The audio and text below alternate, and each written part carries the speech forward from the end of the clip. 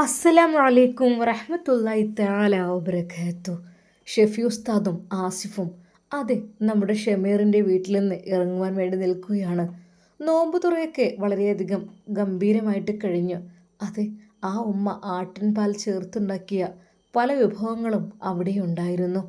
ഗോതമ്പും ആട്ടിൻപാലും എല്ലാം കൂടി ചേർത്തിട്ട് എന്തൊക്കെയൊരു സ്പെഷ്യൽ ഐറ്റംസ്. അത് ശരിക്കും ഷെഫി ഉസ്താദിനും ആസിഫ് എസ് ഐക്കും വളരെയധികം ഇഷ്ടപ്പെട്ടു. ഷെഫി ഉസ്താദ് പറഞ്ഞു, ഇത് അറബിക് ഫുഡാണെന്ന് തോന്നുന്നല്ലോ. എന്നാൽ ഷമീർ ചിരിച്ചുകൊണ്ട് പറഞ്ഞു, ഉമ്മ പാല് കൊണ്ട് എന്തൊക്കെ ഐറ്റംസ് ഉണ്ടാക്കാൻ കഴിയും അതൊക്കെ ഉണ്ടാക്കും. ചിലപ്പോഴാണെങ്കിൽ ഗോതമ്പും പാലും ആയിരിക്കും, ചിലപ്പോഴാണെങ്കിലോ പാലും അരിയും ചേർത്ത്, ചിലപ്പോഴാണെങ്കിൽ പാലും കപ്പയും ചേർത്ത്, അങ്ങനെ പല ഐറ്റംസിലും ഉമ്മ ഉണ്ടാക്കും. എന്തൊക്കെ തന്നെയാലും മാഷാ അല്ലാ അതിമനോഹരമായി നല്ല ടേസ്റ്റ് ഉണ്ട് കേട്ടോ. ഷെഫി ഉസ്താദിനും അങ്ങനെ തന്നെ. എന്നാൽ ഷമീറിൻ്റെ മനസ്സിലേക്ക് ചില ചിന്തകളെല്ലാം വന്നുകൊണ്ടിരുന്നു. ഷെഫി ഉസ്താദ് തൻ്റെ കൈകൾ പിടിച്ചുകൊണ്ട് പറഞ്ഞു, സീനത്തിനെ സംരക്ഷിക്കണം. അതെ, ഒരിക്കൽ പോലും അവളുടെ ജീവിതത്തിലേക്ക് ഇനി ഞാനുണ്ടാവില്ല.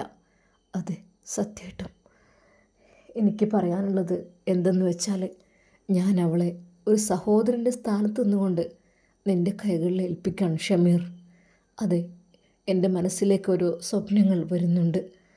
അത് എനിക്ക് തോന്നുകയാണ്, എനിക്ക് ഏറ്റവും വിശ്വസ്തമായി ഏൽപ്പിക്കാൻ പറ്റുന്ന ആൾ അത് നിങ്ങളാണ് എന്ന് ഷമീർ ഏറ്റെടുക്കണം. അവളെ ഒരിക്കലും വിഷമിപ്പിക്കരുത്.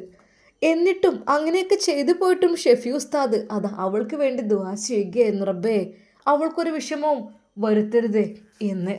കാര്യം എന്തൊക്കെ തന്നെ പറഞ്ഞാലും അതെ, ഞാൻ കെട്ടിയ പെണ്ണെന്നല്ലേ, ഞാൻ കഴിച്ചിരുന്നല്ലോ, എൻ്റെ കുഞ്ഞിനെ പ്രസവിച്ചതല്ലേ ഓള്.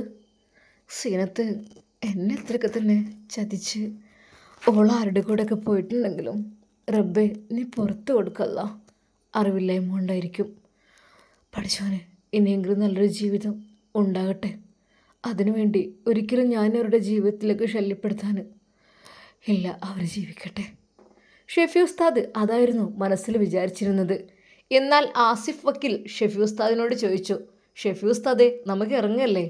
ആ, എന്നാൽ ഷമീറിന് എന്ത് പറയണമെന്നായിപ്പോയി. അത് നമുക്കൊരുമിച്ച് ഇന്ന് തറാവി നമസ്കരിച്ച് പിരിഞ്ഞാലോ? എന്നിട്ട് ഉമ്മയുടെ ഒരു മുത്താഴവും കഴിച്ച്, ഉമ്മ സ്പെഷ്യലായിട്ട് ഒരു കഞ്ഞി ഉണ്ടാക്കുന്നുണ്ട്, അതും കൂടി കഴിച്ച് ഇതാ ഇവിടെ തൊട്ടടുത്ത് അത് പള്ളി, ഇടയ്ക്ക് ഞാൻ ഇമാമായി പോകാറുണ്ട്, ബാങ്ക് വിളിക്കാൻ പോകാറുണ്ട്, ഒക്കെ ചെയ്യാറുണ്ട്. അതല്ലേ നല്ലത്. ശരിക്കും അത് കേട്ടപ്പോൾ അവർക്ക് വല്ലാത്ത സന്തോഷമായി. എന്നാൽ അവരതാ മൂന്നാളും കൂടെ പള്ളിയിലേക്ക് പോവുകയാണ്. പള്ളിയിലേക്ക് പോയപ്പോൾ തന്നെ അതാ ഷമീർ അതാ അവിടെ തറാവീഹിന് ഇമാമായി നിൽക്കുകയാണ്. ശരിക്കും ഷെഫി ഉസ്താദും ആസിഫ് വക്കീലും അത്ഭുതപ്പെട്ടു. പുള്ളി ചില്ലറക്കാരനൊന്നല്ലല്ലോ, മാഷാ അല്ലാ. എന്നാൽ തറാവീഹ് നമസ്കാരം തുടങ്ങിയപ്പോൾ ആ മനോഹരമായ ഖുർആൻ പാരായണം കേട്ട് ശരിക്കും അവർ അത്ഭുതപ്പെടുകയാണ് ഉണ്ടായത്. അത് അത്യധികം മനോഹരമായ, ഒരു മടുപ്പും തോന്നാത്ത രീതിയിൽ വളരെയധികം. എന്നാൽ ഷെഫി ഉസ്താദ് സലാം വീട്ടി കഴിഞ്ഞപ്പോൾ വിചാരിച്ചു, റബ്ബേ ഒരു പക്ഷേ എന്നേക്കാൾ അറിവുള്ളത് ഇദ്ദേഹം തന്നെയാണ്, എന്നേക്കാൾ മനോഹരമായ ഖുർആൻ പാരായണം ചെയ്യാൻ കഴിയുന്നുണ്ട്, ഞാനൊക്കെ വളരെയധികം പിറകിലായി പോവില്ല റബ്ബേ. അള്ളാഹു നൽകിയ കഴിവാണ്, അൽഹംദുലില്ലാ, മാഷാ അല്ലാഹ്. ശരിക്കും ഷമീറിനെ ഒന്ന് കെട്ടിപ്പിടിച്ച് കരയണമെന്ന് ഷെഫി ഉസ്താദിന് തോന്നി. അങ്ങനെ അതാ തറാവീഹ് നിസ്കാരമെല്ലാം കഴിഞ്ഞ് അതാ അവർ വീട്ടിലേക്ക് പോകുമ്പോൾ ഷമീറിൻ്റെ ആ മുഖത്തേക്ക് ഷെഫി ഉസ്താദ് ദയനീയമായി നോക്കി. എന്നാൽ അദ്ദേഹം നേരെ, ഷമീർ നിന്നെ സമ്മതിച്ചിട്ടോ, മാഷാ അല്ലാഹ്, ഇത്രക്കും സ്ഫുടമായ രീതിയിൽ ഖുർആൻ പാരായണവും അതെ നിസ്കാരവും അതെല്ലാം കണ്ടപ്പോൾ എൻ്റെ ഹൃദയം നിറഞ്ഞുപോയി. അതെ, ഞാനൊരു കാര്യം പറയാണ്, എന്തൊക്കെ തന്നെയായാലും പഴയതൊന്നും ഓർക്കാതെ സീനത്തിന് ഇഷ്ടമാണെങ്കിൽ അങ്ങ് നിക്കാഹ് ചെയ്യണം. എന്നാൽ ഷമീർ ആ ഒരു വാക്ക് കേട്ട് ഞെട്ടി. ഒരു നിമിഷം ഷെഫി ഉസ്താദിനെ കെട്ടിപ്പിടിച്ചുകൊണ്ട് പറഞ്ഞു, ഷെഫി ഉസ്താദെ അതിനുള്ള യോഗ്യത എനിക്കുണ്ടോ? കാരണം ഹാഫിളായ നിങ്ങളുടെ ഭാര്യയായിരുന്നല്ലോ അവള്. ശരിയാണ്, ബുദ്ധിമോശം കൊണ്ട് ചില തെറ്റുകളിൽ അകപ്പെട്ടു പോയി, അതൊക്കെ ശരിയാണ്. എന്നാലും നിങ്ങൾ കാര്യത്തിലാണ് ഈ പറയുന്നത്? സത്യമായിട്ടും എനിക്കതിന് ഷമീർ കരഞ്ഞു പോയി. എന്നാൽ ഷെഫി ഉസ്താദ് പറഞ്ഞു, ഷമീർ, അതെ, തീർച്ചയായും പോകുന്നതിന് മുമ്പായിട്ട് നിക്കാഹ് കർമ്മം അങ്ങ് നടത്താൻ ഞാനും ഉണ്ടാവും നിങ്ങളുടെ കൂടെ കേട്ടോ. ശരിക്കും ഷമീറിന് വിശ്വസിക്കാൻ കഴിഞ്ഞില്ല. അത് ഷെഫി, ഞങ്ങളുടെ ഈ ചെറുകുടിലേക്ക് അവൾ അതൊന്നും പ്രശ്നം ഉണ്ടാവില്ല. നീ വിളിച്ചു നോക്ക്, ഈ ഒരു കാര്യത്തെക്കുറിച്ച് ജസ്റ്റ് ഒന്ന് പറഞ്ഞു നോക്കാം, എന്നിട്ട് നോക്കാം എന്താ. എന്നാൽ ഷമീറിന് വിശ്വസിക്കാൻ കഴിഞ്ഞില്ല. അവർ വീണ്ടും അത് ആ പാടവരമ്പത്തോടു കൂടി നടന്നു. അതെ, വിളക്കു കത്തിച്ച് ആ ഉമ്മ കാത്തു നിൽക്കുന്നുണ്ടായിരുന്നു. ആ ഇരുട്ടിൽ 3 പേർക്കുമുള്ള കഞ്ഞി ഉമ്മ വിളമ്പി വെച്ചിട്ടുണ്ട്. അതെ, ഉമ്മയോട് സലാം പറഞ്ഞ് അവരകത്തേക്ക് കയറി. മക്കളെ, നിങ്ങളെ കാത്തിരിക്കായിരുന്നു, എന്ന് കുറച്ച് നേരം വൈകിയോ? ഉമ്മ കിടക്കാൻ നേരം വൈകി. ഇല്ല മക്കളെ, എവിടെ നേരം വൈകുന്നത്? പെരി ഇരിക്ക്, കഞ്ഞി കുടുക്കി. അല്ലാ, ബിസ്മില്ലാഹിർ റഹ്മാൻ റഹീം.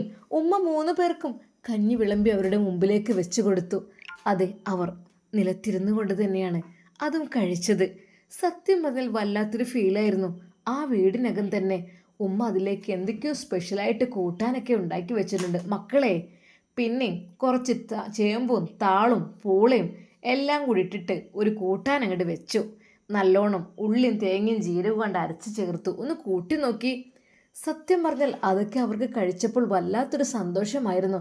അതെ, പഴമയുടെ ഒരു രുചി അവരുടെ നാവിൽ വന്നു. ശരിക്കും സന്തോഷത്തോടെ അവരത് കഴിക്കുന്നു. എന്നാൽ ഷമീറിൻ്റെ മനസ്സിൽ ആകപ്പാടൊരു ബേജാറും വെപ്രാളും എല്ലാം കൂടി. സത്യം പറഞ്ഞാൽ എനിക്കത് വിശ്വസിക്കാൻ കഴിയുന്നില്ല. അവർ 2 പേരും എന്നാൽ ഞങ്ങൾ ഇറങ്ങട്ടെ. മക്കളെ, ഇനിയിപ്പോൾ ഈ നാട്ടുപാതിരാക്ക് പോകണോ? ഇനി നാളെ പോകാം. അല്ലുമ്മ, വണ്ടിക്ക് അവിടെ ഉണ്ടല്ലോ, ഞങ്ങൾ പോട്ടെ ഇൻഷാ അല്ലാ. എന്നാൽ ആ ഉമ്മയോടായി ആസിഫ് പറയുന്നു, പിന്നെ ഉമ്മ, ഒരു മരുമകളെ വേണ്ടേ വീട്ടിലേക്ക്? മോനെ, എന്നും ഞാനത് പറയും, മോൻ അങ്ങോട്ട് കൂട്ടിക്കണില്ലേ? ഞാൻ പറഞ്ഞു എവിടെയെങ്കിലും കണ്ടുപിടിച്ചിക്കണേ കൊണ്ടുവന്ന മോനെ ഉമ്മ സന്തോഷത്തോടു കൂടി സ്വീകരിക്കാന്ന്. അപ്പോഴൊക്കെ അവനിങ്ങനെ പിന്നോക്കം ഇങ്ങനെ നിൽക്കും. ഉമ്മ, അതൊക്കെ ഉണ്ട് എന്ന് പറഞ്ഞത് എത്രയെന്ന് വിചാരിച്ചാ? പൊന്നു മോനെ, കാത്തിക്കുക നമ്മൾ. ഞാൻ പറയും, എൻ്റെ മനസ്സത്ത് എന്തായാലും ഉമ്മ കൈപ്പിടിച്ച് കയറ്റിക്കോളാന്ന്. ഉമ്മ, പിന്നെ ഉമ്മയോടൊരു കാര്യം പറഞ്ഞാൽ ഉമ്മ അത് സമ്മതിക്കും. എന്താ മോനെ? അത് ഷമീറിന് ഇഷ്ടപ്പെട്ട പെണ്ണിനെ തന്നെ ഷമീർ കല്യാണം കഴിക്കട്ടെ. അതിനെന്താ, സന്തോഷേ ഉള്ളൂ, എനിക്കൊരു കുഴപ്പമില്ല. എൻ്റെ കുട്ടീൻ്റെ കൂട്ടത്തിൽ ഒരാൾ രണ്ടാൾ ഒരുമിച്ച് ജീവിക്കണം കണ്ടിട്ടിട്ട് എനിക്കൊന്ന് കണ്ണടിച്ചാൽ മതി. എൻ്റെ മനസ്സത്തെ പ്രാർത്ഥന. നിങ്ങളൊക്കെ ദുആ ചെയ്യും എൻ്റെ കുട്ടിക്ക്. മോനെ ഷമീറേ, പറഞ്ഞ് കേട്ടിരടാ എല്ലാവരും. എന്നാൽ അപ്പോൾ തന്നെ ആസിഫ് പറയുന്നു, അല്ലുമ്മ, ഉമ്മാക്ക് ഇഷ്ടപ്പെട്ട പെൺകുട്ടികൾ ഏതെങ്കിലും ഉണ്ടോ? എനിക്ക് ഇഷ്ടപ്പെട്ട പെൺകുട്ടി എന്ന് വെച്ചാൽ എനിക്ക് ഏറ്റവും ഇഷ്ടപ്പെട്ട പെൺകുട്ടി ഇവിടെ നിന്നിൻ്റെ പെൺകുട്ടീന്ന് സീനത്തെന്ന പേരല്ലേ. പക്ഷേ അതൊന്നും ഞമ്മക്ക് കിട്ടൂരല്ലോ.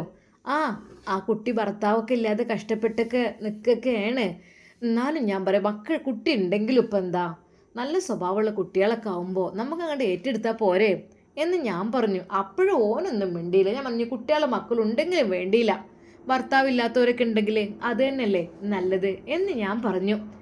എന്നാൽ അത് കേട്ട് ഷെഫി ഉസ്താദും ഷമീറും ആസിഫും ഒരുമിച്ച് ഞെട്ടി. റബ്ബേ, മാഷാ അല്ലാ. ഒരു നിമിഷം ഷെഫി ഉസ്താദ് പടച്ച റബ്ബിനെ സ്തുതിച്ചു. അല്ലാ, ഉമ്മാക്ക് കുഴപ്പമൊന്നുമില്ല എന്നുള്ള കാര്യം. എന്നാൽ ഷമീറാണെങ്കിൽ എന്ത് ചെയ്യണമെന്നറിയാത്ത അവസ്ഥ. അല്ലാ റബ്ബേ, ഞാൻ എന്തേ കേൾക്കണത്? എനിക്ക് ഉമ്മയോട് പറയാൻ പോലും ഒരവസരം ഇല്ലാതെ ഉമ്മ അതിങ്ങോട്ട് പറഞ്ഞിരിക്കുന്നു. മോനെ ഷമീറേ, ഉമ്മാൻ്റെ കുട്ടി പറ്റുന്നുണ്ടെങ്കിലേ ആ കുട്ടീനെ തന്നെ അങ്ങ് സ്വീകരിച്ചു. ഏതായാലും നമ്മളെ വീട്ടിലേക്ക് നിന്നതല്ലേ, പിന്നെ ഈ ആണെങ്കിൽ റൂമൊക്കെ ഒഴിച്ചിട്ട് കൊടുത്തതുമാണ്. എന്തേ ഒന്ന് അന്വേഷിച്ച് നോക്കൂ മക്കളെ നിങ്ങളൊന്ന് ആ കാര്യത്തിൽ. എന്നാൽ ഒരിക്കൽ പോലും ഷെഫി ഉസ്താദിൻ്റെ ആദ്യ ഭാര്യയായിരുന്നു അതെന്ന് അവിടെ പറഞ്ഞില്ല. എന്നാൽ അവർ ആയിക്കോട്ടെ ഇൻഷാ അല്ലാ, തീർച്ചയായും ഞങ്ങൾ. എന്നാൽ മോനോടൊന്ന് അങ്ങോട്ട് വരാനേ അങ്ങനെ എന്തെങ്കിലും ഞങ്ങൾ പറയാം ഇൻഷാ അല്ലാ. ആയിക്കോട്ടെ. അങ്ങനെ അതെല്ലാം ഉറപ്പിച്ച് അവർ 2 പേരും അവിടെ നിന്ന് ഇറങ്ങുന്നു. ഷെഫി ഉസ്താദിൻ്റെ മനസ്സിലും എന്തൊക്കെയോ ഒരു വിഷമവും പ്രയാസവും ബുദ്ധിമുട്ടും സന്തോഷവും എല്ലാം കൂടിയായിരുന്നു. എന്നാൽ ഷമീറിനെ വിശ്വസിക്കാൻ കഴിഞ്ഞില്ല, തൻ്റെ ഉമ്മ ഇത്ര പെട്ടെന്ന് അത് സമ്മതിക്കുന്നുള്ളത്. മോനെ, മോനെ. ആ ഉമ്മ. മോനെവിടെ? ഉമ്മ, ഞാൻ ഉളൂ ചെയ്യാൻ പോയതായിരുന്നു പുറത്തേക്ക്. ആ ആയിക്കോട്ടെ. എൻ്റെ മോനെ, ഉമ്മ ഒരു കാര്യം പറയാം.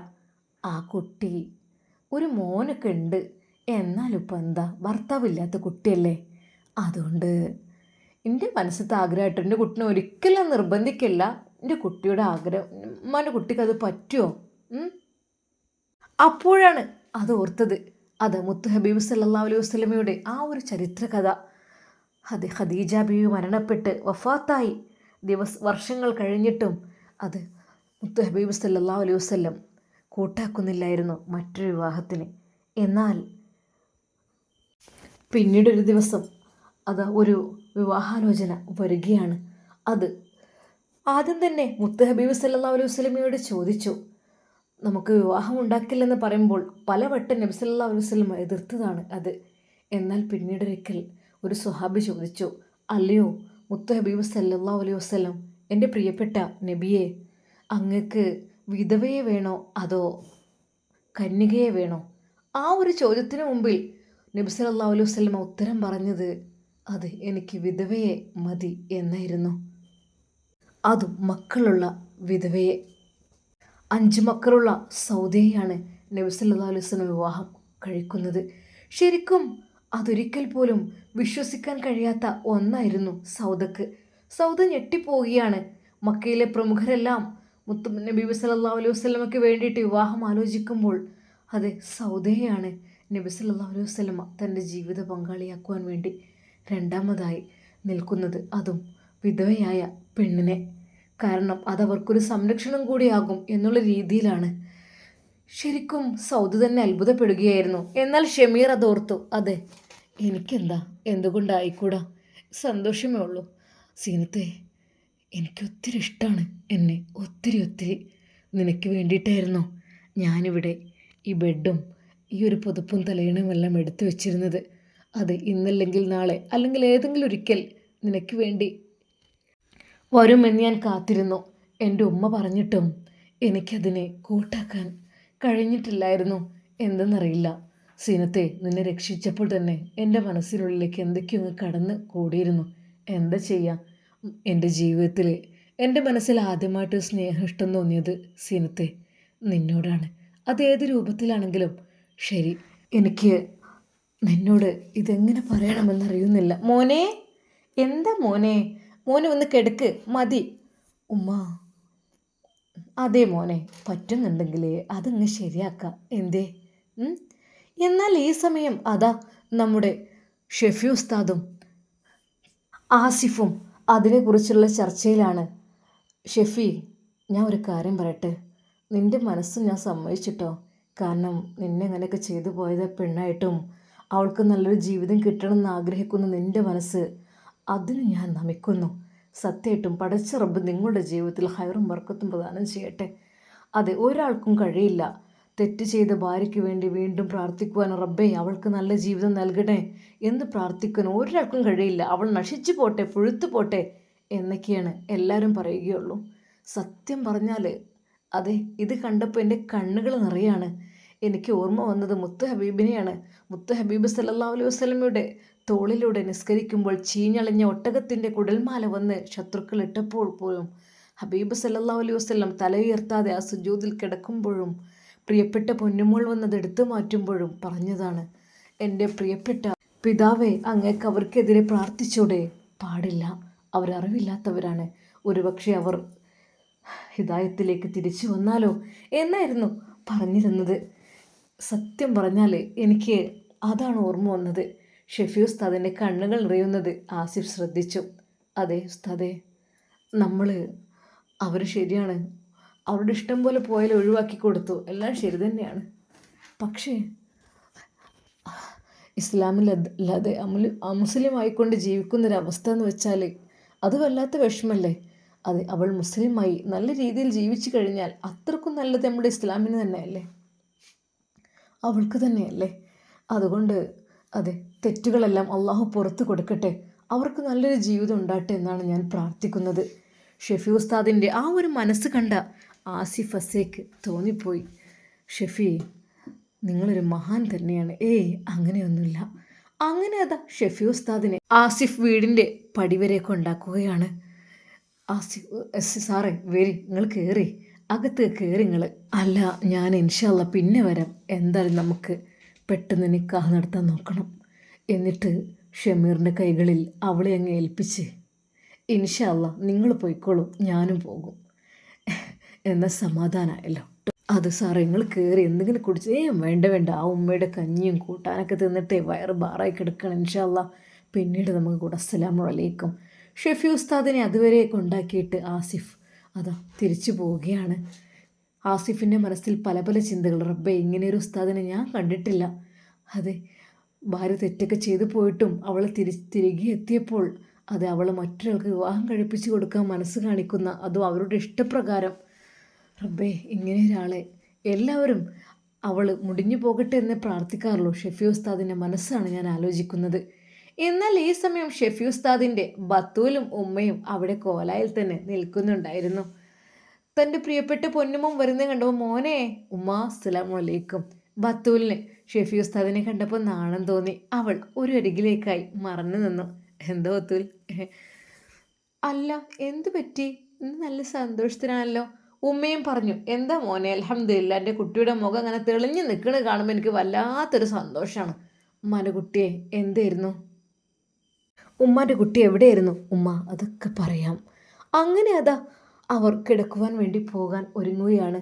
മോനെ, എന്ന കഥയൊക്കെ രാവിലെ പറഞ്ഞ് പോയി കിടന്നോളൂ. സമയം നേരമായില്ലേ, ഇനിയിപ്പോൾ അത്താഴത്തിന് എണീക്കാനായി. ആ പിന്നെ എൻ്റെ പൊന്നാരും മോനെ, ഞാൻ മത്തൻ്റെ താളിച്ച് വെച്ചിട്ടുണ്ട്, ഉണക്കമീൻ സ്രാവും പൊരിച്ചിട്ടുണ്ട്. അതാണ് ഇന്നത്തെ അത്താഴത്തിന്. പിന്നെ ഇതൊന്നും ഞാൻ ഉണ്ടാക്കാൻ കരുതിയതല്ല കേട്ടോ. മോൾക്ക് വല്ലാത്തൊരു ആഗ്രഹം ഇതിനൊക്കെ കേരള ഫുഡ് വേണം, കേരള നാടൻ ഭക്ഷണം വേണം എന്നൊക്കെ പറഞ്ഞിട്ട്. ഉമ്മ അവർക്കതൊക്കെ അതന്നെയല്ലേ പറഞ്ഞത്. ഉമ്മ അവൾ അതിന് എളിമയോടെ ജീവിക്കാൻ ഇഷ്ടപ്പെടുന്ന പെണ്ണാണുമ്മ, അതാണ് അവൾക്ക്. ഷെഫി ഉസ്താദിൻ്റെ വാക്കുകൾ കേട്ട് ബത്തൂൽ പറഞ്ഞു. എൻ്റെ പ്രിയപ്പെട്ട ഉസ്താദേ, എനിക്കും ഉണ്ടാവില്ല ഒരു ആഗ്രഹം. എന്നും അറബിക് ഫുഡ് തിന്ന് കഴിച്ച് മടുത്തു. ഇനിയിപ്പോൾ ഇവിടുത്തെ കേരള ഫുഡിനെ തന്നെ നാടൻ ഐറ്റംസൊക്കെ ഒന്ന് കഴിക്കണം ഇൻഷാ അല്ലാ. അങ്ങനെ അത് സന്തോഷത്തോടു കൂടി അവർ റൂമിലേക്ക് പ്രവേശിക്കുകയാണ്. ഷെഫി ഉസ്താദും ബത്തൂലും അല്പസമയം സംസാരിച്ചിരുന്നു, മുഖത്തോട് മുഖം നോക്കി. ഇന്ന് എൻ്റെ പെണ്ണിനോട് എനിക്ക് സംസാരിക്കാൻ സമയം കിട്ടില്ല കേട്ടോ, എന്നോട് ക്ഷമിക്കണം. എൻ്റെ പ്രിയപ്പെട്ടവരെ, നിങ്ങൾ എന്തായാലും വേണ്ടിയില്ല, പഠിച്ചവൻ്റെ കാവൽ നിങ്ങളെ മേലുണ്ടായാൽ മതി. അതിന് വേണ്ടിയിട്ട് ഞാൻ എപ്പോഴും ദുആ ചെയ്യാണ് എൻ്റെ പ്രിയപ്പെട്ട ഉസ്താദേ. അവർ രണ്ടുപേരും അങ്ങോട്ടും ഇങ്ങോട്ടും അതാ ഓരോ കുശലാന്വേഷണങ്ങളെല്ലാം നടത്തി. കുഴപ്പമൊന്നുമില്ലല്ലോ? ഇല്ല. ഇഷ്ടപ്പെട്ട ഫുഡ് എന്തിനു വേണ്ടത്? ഒന്നും വേണ്ട. ഉമ്മ മത്തൻ്റെ കറി ഉണ്ടാക്കിയിട്ടുണ്ട്, ചോറുണ്ടാക്കിയിട്ടുണ്ട്, നല്ല ഉണക്കമീൻ സ്രാവ് പൊരിച്ചിട്ടുണ്ട്. അതൊക്കെ കഴിക്കാൻ ഞമ്മക്കും ഉണ്ടാവില്ലേ ഒരാഗ്രഹം? ഓ അങ്ങനെ. എടിവെണ്ണെ, ചിക്കനുണ്ട്, എല്ലാം ഉണ്ടല്ലോ ഇവിടെ. അതൊന്നും വേണ്ട. ഈ കൊച്ചു കുടിലിൽ ഇരിക്കുമ്പോൾ അത് അല്പം ചൂടുള്ള ചോറും അതിലേക്കല്പം മത്തന്നില താളിച്ചതും ഒരല്പം സ്രാവ് പൊരിച്ചതും കൂട്ടി കഴിക്കുമ്പോഴേ അതിനുള്ളൊരു വൈബൊന്നും വേറെ കിട്ടൂല എൻ്റെ ഇക്ക. ഇൻഷാ അല്ലാ അങ്ങനെയൊക്കെയല്ലേ. ഷെഫി ഉസ്താദ് അവളുടെ മുടിയിഴകളിൽ തലോടിക്കൊണ്ടിരുന്നു. അതെ, അവളുടെ വയറിൽ പതുക്കെ കൈവച്ചു. എന്തായി, നമ്മുടെ കുഞ്ഞ് വരാനായോ? എന്ത് ഉസ്താദ് ഈ പറയുന്നത്? ഇത് ആയിട്ട് പോലും ഇല്ല കേട്ടോ. പഠിച്ചോൻ എനിക്ക് പേടിയാകുന്നത്. നിങ്ങൾ പഠിച്ച റബ്ബിനോട് ദുആ ചെയ്യ്.